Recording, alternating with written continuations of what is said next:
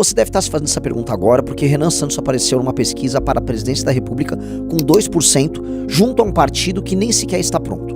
Renan Santos, que na prática sou eu, é fundador de um partido chamado Missão. Renan Santos nasceu em São Paulo no dia 14 de fevereiro de 1984. Ele morava no bairro Operário, na Moca, filho de um advogado e uma psicóloga. Era desde cedo um grande aluno na escola e também se interessava curiosamente muito por Fórmula 1, desenhos japoneses e política. Renan era um garoto tímido, relativamente estudioso, mas que tirava boas notas. Conseguiu passar na faculdade de Direito mais difícil do Brasil, a Faculdade de Direito da USP.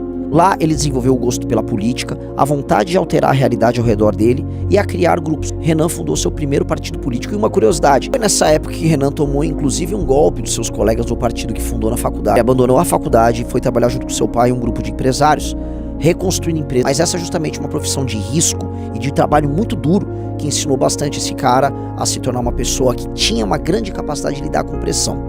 Lidar com pressão de sindicato, lidar com pressão de imprensa e até a pressão moral de conseguir no final do mês obter os recursos para pagar os salários dos fornecedores. Mas eis que chega o governo da Dilma e o que era o sonho do Brasil decolando do Lula se torna um pesadelo. Pessoas saem das fábricas para as ruas e o Brasil é tomado por grandes manifestações. Esse mesmo Renan descobre uma face muito oculta e muito ruim desse país chamado Brasil. O achaque policial. Policiais tentaram colocar droga na empresa do seu pai justamente para incriminá-lo e suborná-lo. A questão é que Renan naquele momento disse não, ele deu um basta e colocando sua própria vida em risco e até a vida dos seus familiares, ele resolve tomar uma decisão que poucos tomam, ir para cima dos policiais criminosos. Renan não apenas participa de uma operação junto com o Ministério Público e a Corregedoria da Polícia, mas ele prende os policiais corruptos, arranca sua carteira funcional e decide mudar sua vida de uma vez por todas. Iria se dedicar agora não mais às empresas, mas a uma missão muito estranha de tornar esse país muito ingrato com todos nós, um lugar um pouco melhor para se viver. Nessa mesma época, Renan funda um movimento chamado Movimento Brasil Livre, junto com alguns dos seus melhores amigos. Esse movimento inicia as maiores manifestações da história do Brasil. Foi na Operação Lava Jato que a Dilma caiu e foi com as ruas, com a Paulista em manifestação, que o Brasil inteiro se tornou dono de direitos. Sim, percebemos que nós podemos mudar nosso próprio destino usando a nossa força, a nossa voz.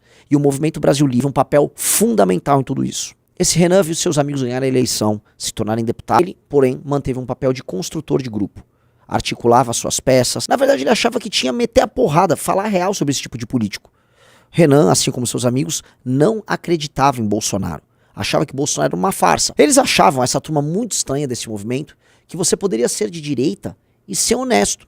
E que você não precisava fazer concessões no seu discurso em nome de um pertencimento falso a um grupo político que te dá voto, nadando contra a corrente. Se tornou um grupo jovem e poderoso. Lançou sua academia de novas lideranças. Criou um clube, que logo se torna um aplicativo Valete Plus. Lança uma revista. E aí, maior das ousadias, propõe um partido político, o Partido Missão. Esse partido diz ser a voz dos jovens do Brasil.